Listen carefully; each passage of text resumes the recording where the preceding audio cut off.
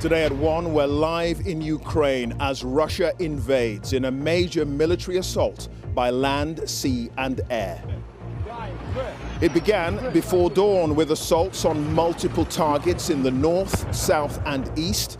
There were explosions reported near major cities, including here in the capital, Kyiv. As his army moved in, Vladimir Putin had this warning for anyone trying to stand in his way. Whoever tries to interfere with us or threaten our country should know that Russia's response will be immediate and lead to such consequences that have never been experienced in history. Fearing the worst, some here are desperate to leave. Their president calls on the international community to help his country.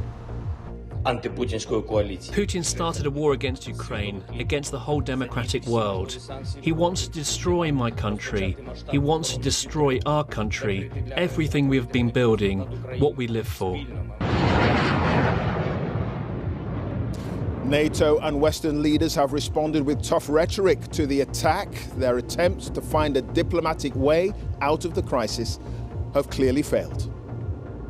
Sadly, what we have warned against for months has come to pass. Despite all calls on Russia to change course and tireless efforts to seek a diplomatic solution. For all his bombs and tanks and missiles, I don't believe that the Russian dictator will ever subdue the national feeling of the Ukrainians and their passionate belief that their country should be free. We'll be live in Moscow, Brussels, Washington, and from across Ukraine with the very latest. We'll also be asking what the international community can do to end the crisis, and we'll take a look at the wider economic impacts of the conflict. And here in London, I'm Ben Brown with the day's other news. All remaining legal COVID restrictions have been lifted in England, almost 2 years after the first rules were introduced. And the Queen postpones her engagements for the second time this week after testing positive for COVID. And on the BBC News Channel, stay with us for continuing coverage of Russia's invasion of Ukraine, with analysis and reports from around the world.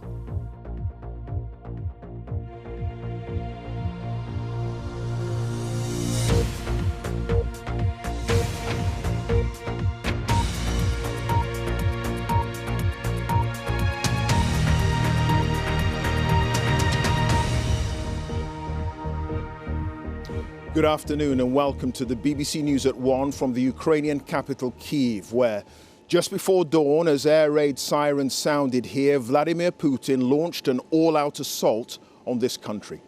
The NATO Secretary General Jens Stoltenberg said it was a brutal act of war of the type we thought was part of history in Europe. The Ukrainian government called it a full-scale invasion, saying there have been multiple explosions from cruise and ballistic missiles in several cities, and Russian tanks and troops have poured in across the borders to the east, the south and in the north. Russian fighter jets have also been heard in the skies. In an address to the nation, Mr. Putin said anyone who tried to interfere with Russia's operation would face consequences that have never been experienced in history. Ukraine's President Volodymyr Zelensky has declared martial law. He urged his citizens not to panic, insisting his country would emerge victorious. And NATO says it's activating its defense plans, bolstering its presence in frontline states. In the last hour, Boris Johnson has said this hideous and barbaric venture must end in failure. Well, our correspondent, Paul Adams, here in Kyiv, has this roundup of the day's dramatic events. Until early this morning, some here in Kyiv doubted that he would do it. Not anymore. The West warned Vladimir Putin was about to attack. He said he had no such plans. That fiction now utterly exposed. Explosions right across this vast country.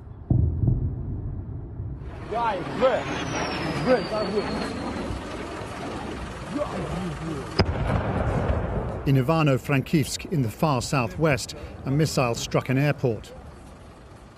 Unverified images from Ukraine's northern and southern borders seem to show columns of Russian armour entering from Belarus and Crimea. Within hours, Russian tanks were reported to be on the streets of Ukraine's second largest city, Kharkiv. Whatever Russia says, this attack will not be surgical.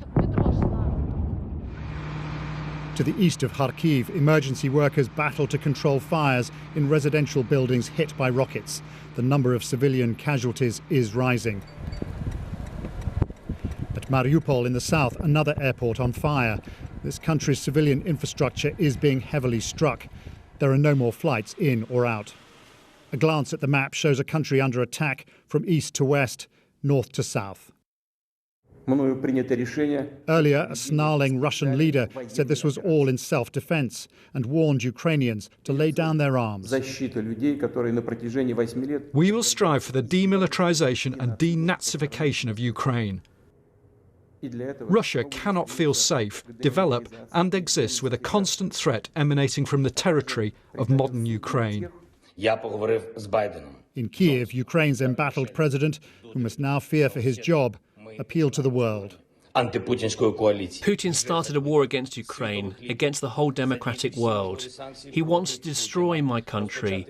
He wants to destroy our country, everything we have been building, what we live for. So far, all the signs are that this attack is working out exactly the way Western leaders have been warning for weeks. The country is being attacked from all directions, and the fear now has to be that some of those Russian troops are heading here to the capital. Some people aren't waiting to find out what happens next. The roads out of Kiev jammed with traffic, most of it heading west. These people don't want to be liberated by Vladimir Putin. After weeks of extraordinary calm, this suddenly looks like panic. Mid-morning and two jets fly over the city. It's not clear whose, but it seems only a matter of time before Russia controls the air and much besides. Paul Adams, BBC News, Kiev. Well, people here in Kyiv woke to the sound of air raid sirens up above as citizens who'd long prayed for peace now had to face war. My colleague Nick Beak has been gauging the thoughts of some of the people here to the extraordinary unfolding events. The invasion, the attack that Russia promised would never happen, has now started. And the Ukrainian government is urging people to stay calm, and it's appealing to the international community to stop President Putin now. We soon find Lana and her mum. Russia forced them from their home in Crimea 8 years ago. Now they're on the move again. It's very, very nervous, and I'm very scared. But I must be strong. After the overnight attacks from the skies, many are taking refuge underground. Well, this feels like one of the safest places in the city today, not just because there are lots of soldiers about, but because the metro is doubling up as a bomb shelter. And overnight families have come down here. They're trying to follow the news of what's happening, and they're trying to work out what they're going to do next. 2-year-old Yegor is still smiling, but his mum and dad are worried. 8 bombs. 8 bombs? 8 bombs. At Borisopol? In Borisopol. The war started. А що відчуваєте? Страх за ребенка. Только за... I'm very, very scared for my boy, Alexander says. Then both parents ask, where are NATO to help us? When the bombs started falling, sales manager Mark helped his neighbours leave their homes. He tells me he's now ready to fight on the front line and die for his country. It's only one way to serve our country, our children, our mothers, and defend our country from Russian occupation. And we will fight all day. Many are fearful of what will come next, among them Alexei. If Russia will occupy Kyiv, which I don't believe happen, because I believe in our army, well, it will be like another Nazi occupation. It's still eerily quiet here in the heart of the capital. It seems many have followed government advice to stay at home. Lots of people will have also heard Russia's claim that it carried out targeted strikes on the Ukrainian military. I've got to tell you, people here are saying it doesn't feel like that to them. Instead, they feel that they're under attack and that President Putin has declared war on them. Nick Beak, BBC News, Kyiv. The view from here in Ukraine. Well, what about Russia? In an address on state television, Vladimir Putin claimed his country had been left no choice but to defend itself against what he suggested were threats from modern Ukraine, and that Moscow would try to what he called denazify this country. From Moscow, Steve Rosenberg. From the president of Russia, a fateful decision. Vladimir Putin said military operation. But really, the Kremlin was launching a full-scale invasion of Ukraine. Russian stocks plunged. The ruble hit an all-time low. Fears of conflict superseded by the shock of a war and what may come next. I think that if Putin is not stopped now in Ukraine, this war would be the beginning of the Third World War. Vladimir Putin comes across now as a leader with an almost messianic idea to force Ukraine back into Moscow's orbit, even if that means war. What the public might think about that doesn't come into it. He seems determined to achieve his goal. In the centre of Moscow, we're against the war, she says, and we want the whole world to know that. But so far, few Russians have come out to protest. Maybe this is why. In Russia now, protests end like this. I'm sorry, I'm so shocked. I just can't help crying. I think that most of Russians don't support this. It's horrible. And why don't they support it? Because it's not our war. It's war Putin, Biden or anyone else, but not our nation. I think the Ukrainian soldiers will surrender, she says, and they should. It's terrible to be at war with Ukraine. This is not a conflict the Russian public wants. This is the Kremlin's war. Steve Rosenberg, BBC News, Moscow. Let's talk to our Eastern Europe correspondent Sarah Rainsford, who's in eastern Ukraine. Sarah, the front line in Russia's quarrel over the last 8 years with Ukraine has been where you are in the east. What's the picture looking like now? Line could be moving, that if Ukrainian forces have been battling pro-Russian, Russian-backed forces for the past 8 years and kept that line pretty much in place, now those militias are backed by the Russian army.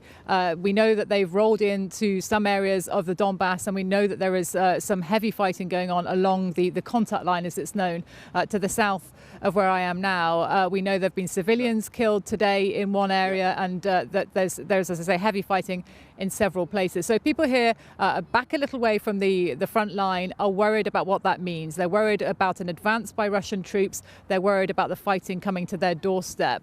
For the moment, life is kind of going on as normal. There are children out and about. There are parents with babies. People have gone to work today, although school was cancelled.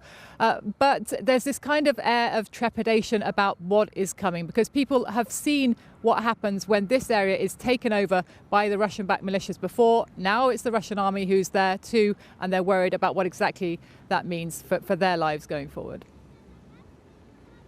OK, Sarah, thank you. Sarah Rainsford there in eastern Ukraine. Let's talk to Steve Rosenberg, who's live in Moscow. Steve, in your report, you just said this was the Kremlin's war, not the people's war, where you are. Is there any sense that the public understand what's going on over here and understand why it's happening? You know, talking to Russians, I think those people who watch state television, who get their news from state TV, they generally accept the message that they're receiving. And the message they're receiving is the message that Vladimir Putin delivered at his televised address earlier today. In other words, that it's not Russia that's the aggressor. Russia has been forced to act in a military way because of Western aggression, NATO aggression, and because Ukraine has become this anti-Russia. That's how he put it. But those Russians who don't get their news from the state media, who perhaps go on the internet and look at what's happening online, I think they have a different view. And we've seen very few people so far publicly protesting because of the fear of being arrested. You know, the situation's very difficult here for people who have a different view, a critical view of the authorities. OK, Steve, thank you for that. Steve Rosenberg there live in Moscow. I'm joined here in Kyiv by our chief international correspondent, Lise Doucet. Lise, we stood in this very spot last night on the 10 o'clock news, and we both agreed that it felt as if things had changed. But it's quite clear that all that shuttle diplomacy over the last 2-3 weeks, and months even, it meant nothing. Clive, it's an absolutely breathtaking moment. We're all searching for words. We're reaching back into history to try to make sense of this moment. And as the UN Secretary General Jens Stoltenberg put it, this war is on a scale and a type that we thought belonged to history. That in this year, 2022, the most advanced of intelligence, the worst of warnings, the most intensive of diplomacy couldn't make President Putin blink. International norms are being shattered. The architecture of all our lives, and a siren to remind you that war has come to Kiev, in a European capital, in a city that is going right round the world. And if that feels shattering, what is happening in terms of what governs all our lives, think about the lives of tens of millions of Ukrainians shattered. Think if you're a family wondering about your children's safety. You've got your suitcase packed. What are you going to do? We spoke to a philosopher who said, Ukrainians are just trying to live normal lives. I have 3 daughters, but quite possibly, he said, this is the end of our normal lives. And that siren has just reminded us. Sums it all up. Be careful. Be careful. Indeed. Lise, thank you. Lise Doucet, our chief international correspondent there. Well, in response to Russia's invasion, as you hear the air raid sirens go off here, NATO, the Western Military Alliance, says it's activating its defense plan. The Secretary General, Jens Stoltenberg, warned whatever was necessary would be done to shield member countries from aggression, with fighter jets and warships on standby. Earlier, the European Union said Mr. Putin was bringing war back to Europe. Here's our diplomatic correspondent, James Landale. The invasion began as Western capitals slept, their leaders woken to learn their diplomacy, their deterrence had failed. Their task now to respond to what one called Europe's darkest hours since World War II. In a recorded statement, Boris Johnson promised a massive package of economic sanctions to hobble Russia's economy.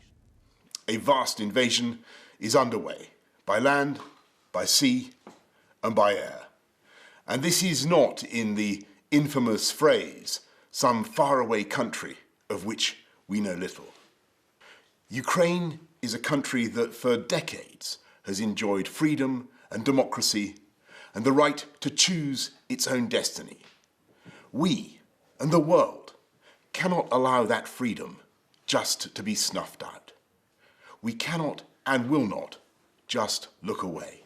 He promised more defensive military support. Our mission is clear. Diplomatically, politically, economically, and eventually militarily. This hideous and barbaric venture of Vladimir Putin must end in failure. This act of wanton and reckless aggression is an attack not just on Ukraine. It's an attack on democracy and freedom in Eastern Europe and around the world. This crisis is about the right of a free, sovereign, independent European people to choose their own future. And that is a right that the UK will always defend. Then don't ask me questions when you are speaking. In the early hours, the United Nations met in emergency session, the chamber echoing to the sound of shock and condemnation.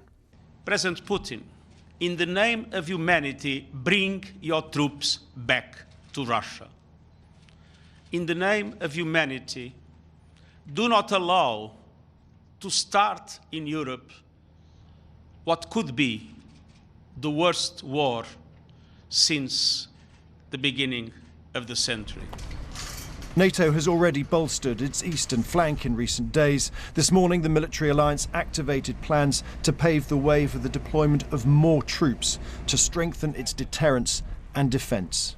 The Kremlin's aim is to re-establish its sphere of influence, rip up the global rules that have kept us all safe for decades, and subvert the values that we hold dear. This is the new normal for our security.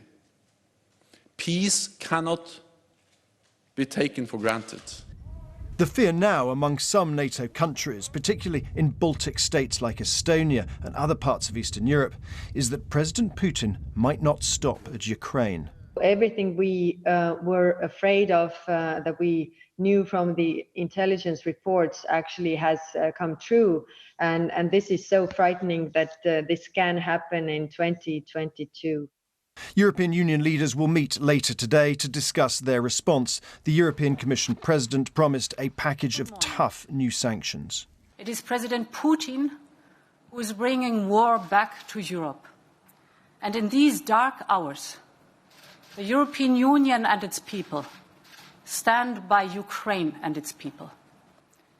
We are facing an unprecedented act of aggression by the Russian leadership against a sovereign, independent country. So what further economic sanctions are on the table? Well, there are plans to restrict Russia's ability to sell its gas and other energy to the rest of the world. There may also be restrictions on Russia's ability to import crucial technology like microchips. But there's growing pressure to act fast. We'll learn more this afternoon when the Prime Minister addresses MPs at Westminster. James Landell, BBC News.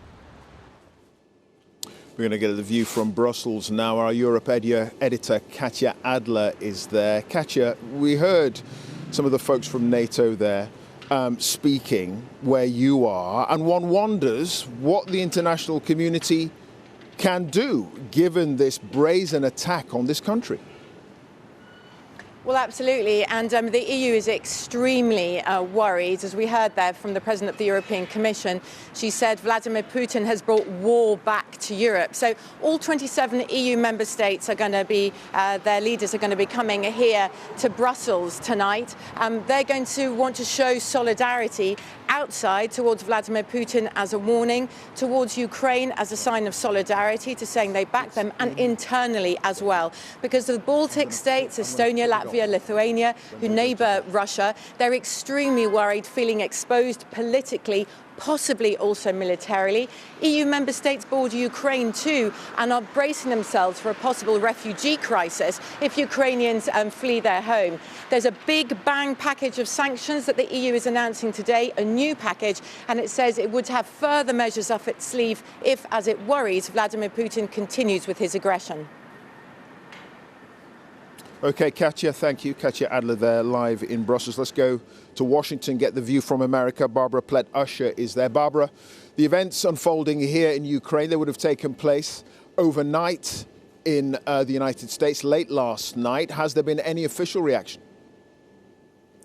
Yes, President Biden last night was monitoring the situation as it evolved, and he put out a statement saying that this was a premeditated war, which would cause a lot of suffering, for which the world would hold Russia accountable. He also called President Zelensky of the Ukraine and said that the U.S. would continue support and assistance for Ukraine. And within the next hour, he's going to be holding a virtual meeting with G7 leaders, no doubt to make sure they're all on the same page about this coordinated package of sanctions that they have already agreed. We've seen some of those sanctions rolled out already this week. And Mr. Biden is going to be addressing the nation later today to talk about what further measures he's going to take. So far, he has sanctioned some Russian banks and taken steps to cut Russia off from Western financing. I think we can see some more of that sort of thing. It's all about going after the money, not about sending troops. What the Americans will do is support the resistance as they have been with arms and weapons. OK, Barbara, thank you for that. Barbara Plett-Usher in Washington. Let's get the view from Westminster. Our correspondent Nick Eardley is there. We heard Boris Johnson speaking a little earlier. A sense that more sanctions are going to be applied, but one wonders what effect that will have, if any, on President Putin. I think that's a really key question that many will be wrestling with in Whitehall this afternoon. Clive, we heard from Boris Johnson in the past couple of hours that he thinks that the UK's worst predictions had come true, that President Putin had now launched this massive invasion without any justification for doing so. He's going to spend the next few hours speaking to international leaders. He'll be on that G7 call that Barbara was just talking about there. And then this afternoon, he will be in the House of Commons around 5 o'clock to outline specific sanctions that the UK is now going to introduce. You'll remember there was some criticism earlier this week that the UK hadn't gone further in the sanctions it was applying. The government here is now saying that it's intending to bring in sanctions that will hobble in time the Russian economy. I'd expect them to include more individuals, more banks, some key Russian sectors and elements of the trade system that goes through London as well. But as you say, those are medium-term measures designed to hobble the Russian economy. Quite what impact that has immediately isn't clear. Yeah, indeed. Nick, thank you. Nick Eardley there live at Westminster. Well, what about the wider effects of what's going on here? Soon after Russian forces moved into Ukraine, there was a strong reaction from the markets right around the world. Now, the price of oil surged past $100 a barrel, hitting its highest level for more than 7 years. With consumers already facing high energy prices, the cost of UK natural gas has soared by 30%. Europe gets nearly half of its gas from Russia. And there were steep falls on stock markets across Europe. The UK's FTSE 100 opened 2.5% down, with Russia's MOEX index plunging by 45%. Let's get some more reaction to all this from our business correspondent Theo Leggett. Theo, it's clear to everyone that events taking place here could have far-reaching effects on all of us right around the world. Far-reaching effects and on UK consumers, among others. I mean, the biggest impact we've seen so far has been on the energy markets, and there's a clear reason for that. Russia is one of the world's biggest suppliers of crude oil. It's also a major supplier of natural gas and supplies about 40% of Europe's gas needs. Now, a lot of that oil and gas actually comes through Ukrainian territory. So there is concern that these supplies could be disrupted either through political means, through sanctions or counter-sanctions, or because of problems within the country itself. So that's pushed up gas prices in a very significant way. They're now actually up around 40% on the day, and we've seen the oil price spike at more than $105 a barrel. What this means is more expensive oil translates into higher manufacturing costs for companies. Factories have to pay more for the supplies they need, higher transport costs as well, and higher prices for fuel for ordinary motorists. So petrol prices in the UK, for example, are already at very high levels. This does feed through into the pockets of ordinary people. OK, Theo, thank you for that. Theo Leggett there with the wider economic implications of Russia's attack on Ukraine. We're going to get more from here in Kiev in a few moments. But first, let's get some more of the day's news from Ben back in London in the studio. Ben. Clive, thank you very much indeed. All remaining legal COVID restrictions in England have been lifted nearly 2 years after the first rules were introduced. It means people who test positive are no longer required by law to self-isolate, although they are still advised to do so. Coronavirus restrictions have already been lifted in Northern Ireland, but will be more gradually loosened in Scotland and Wales, as our health reporter Jim Reid now reports. From today, there'll be no more of this in England. Anyone who tests positive for COVID will no longer have to self-isolate in law or risk a fine if they don't. Instead, that legal requirement will be replaced by guidance to stay at home for at least 5 days.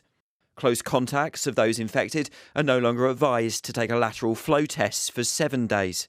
And a £500 support payment for those on low incomes who test positive will be ended. The Prime Minister has said this is about learning to live with the virus 2 years into this pandemic. And Mr. Speaker, it is time that we got our confidence back. We don't need laws to compel people to be considerate to others. We can rely on that sense of responsibility towards one another, providing practical advice in the knowledge that people will follow it to avoid infecting loved ones and others. In London, the requirement to wear a mask on the tube and other transport is also lifted from today. And from April the 1st, free COVID testing will come to an end for most people in England. Some charities, scientists and doctors are worried restrictions are being relaxed too quickly.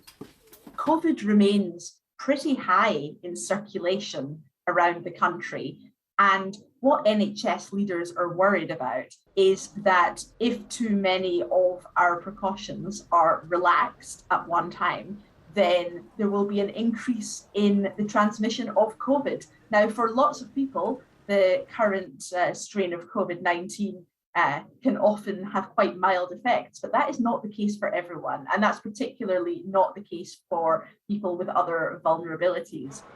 The changes today apply to England only.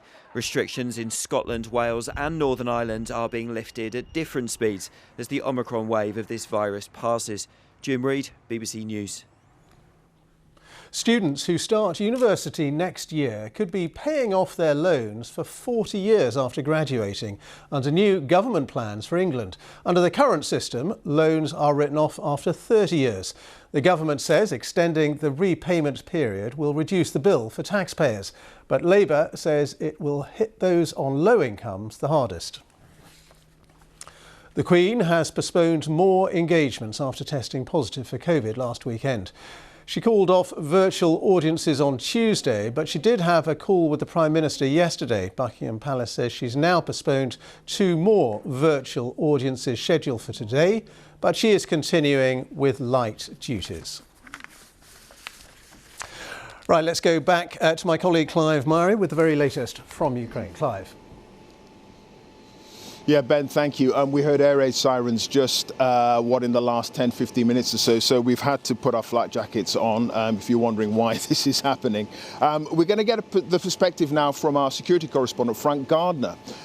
Because, Frank, I'd like to know, there's a lot of hyperbole out there about this being the worst conflict in Europe since the end of the Second World War and so on and so forth. Just put things into perspective for us. What are your thoughts? Sure. Well, it certainly looks like being the worst conflict in Europe this century. Let's not forget that a few years before that, in the mid-90s, there was a very bad conflict in the Balkans that sucked in Bosnia, Serbia, Croatia, and so on. But the real hyperbole that is being talked about, that I think is probably rattling a lot of people all over the world, is that the talk of this as being the beginning of World War III. And some of the loudest voices saying that are Ukrainian voices. Now, I think that's going too far at the moment because NATO is not involved directly in this. This is a conflict within Ukraine's borders for now, and NATO is desperately hoping that it stays that way. They want 2 things. They want Russia to withdraw its troops and go back to its side of the border, and they want to act as a deterrent to make sure that President Putin does not cross into Poland or the Baltic states and invade a NATO country, because that would be a prelude to war, something much wider. Indeed. Frank, thank you for that analysis there. Frank Gardner. Let's get a final word from our chief international correspondent, Lise Doucet, who's with me again. We heard the air raid sirens. We've put on our flak jackets. One wonders what the people of this city, and indeed right across this country, are now thinking. They prayed for peace, and with all the diplomacy over the last few weeks and months, they hoped that would be the case. Now we're in a major conflict. The siren has spoken. The siren spoke live in our broadcast, Clive, and that siren, not only did it strike fear in the hearts of all the Ukrainians being told to stay at home today, and some still bravely went to work, a siren telling them, be careful, something even more dangerous could come. But that siren was also heard across the UK and around the world. Everyone watching this broadcast didn't need to be reminded that we're in Kiev with these beautiful, magnificent St. Michael's Cathedral, and a siren, an emergency siren, is saying that the war is getting worse, and the war that is having not just a profound impact here, but is shattering the norms that govern all our lives and have done so for decades. We are nothing less than turning a new chapter in history. Indeed. Lise, thank you. Our chief international correspondent there. We're going to get the weather news now, and Thomas has the details. Hi, Thomas. Clive, thank you. Some chilly air spreading across the UK right now. You can see from these colder northwesterly winds on the graphic, and we've had sleet and snow showers across many parts of northern Britain. This has prompted the Met Office to issue a yellow warning for parts of Scotland and also Northern Ireland. Snow and lightning, so these really quite squally, gusty showers are quite vigorous, carried in by a strong wind, bringing the threat of lightning in places as well. So in some areas, even quite dramatic weather. The snow is settling, but mostly across the hills, not exclusively though. 10-20 centimetres across the highest tops of the Highlands there, perhaps around the Pennines too. But, you know, it's a case of some sunny spells around today as well. Certainly not raining or snowing all the time. In fact, quite the opposite. But the winds are very strong, so it does feel on the cold side. Gusts of 40 miles an hour combined with temperatures of, say, only 4 or 5 degrees really do make it pretty chilly. So yes, a cold spell right over us right now. Through the course of tonight, the showers will continue at least for a time. But the thing is that a high pressure is starting to build from the south through the early hours of Friday. So that means that the winds will slow, the showers will become less frequent, and that promises a much calmer, brighter day for Friday. You can see that high pressure on the weather map here building in from the southwest, keeping the worse weather in the North Atlantic at bay. So I think on Friday for the bulk of the country, and this includes much of Scotland as well, it is going to be a very decent day. The winds will be much lighter. It'll feel a little bit warmer or less cold, I should say, for the north of the country. Temperatures may be around 8 degrees in Glasgow, 11 in the south, and the weekend is looking promising. I have to hand you now back to Clive.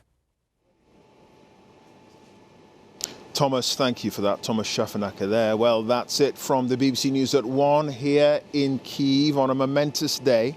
Goodbye from me. Now on BBC One, time for the news where you are. Have a very good afternoon.